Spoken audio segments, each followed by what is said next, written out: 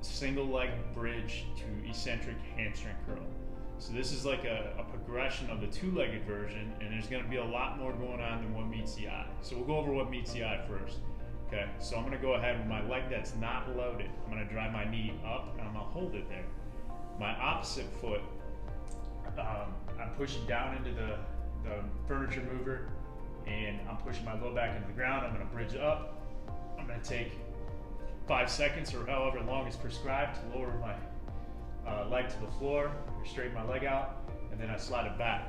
The amount of hamstrings that you feel on this version versus the two-leg version is going to be substantially more, okay?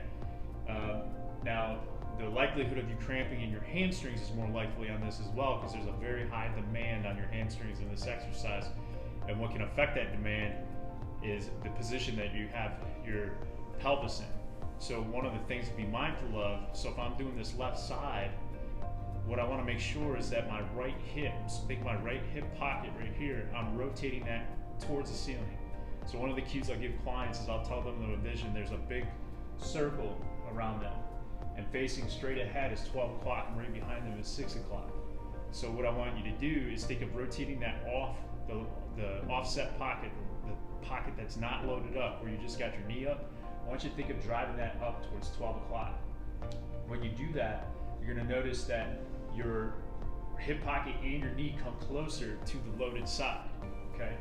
And then when you do that, you're going to feel stronger, and you shouldn't feel like you're going to cramp in the hamstrings as much.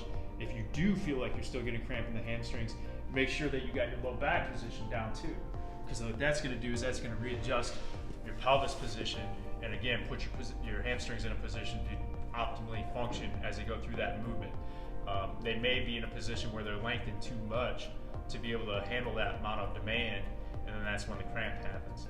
Now, if you get both of the hip rotation and the low back position down and you're still cramping, then it probably is best to regress from this exercise. So the way that you can do that is go back to the two-legged version and do a longer lowering phase, or what you can do is, rather than lift this leg up, you can keep it down and then just use it for support. And so you're gonna have to kind of gauge how much force you're putting into the ground with this leg.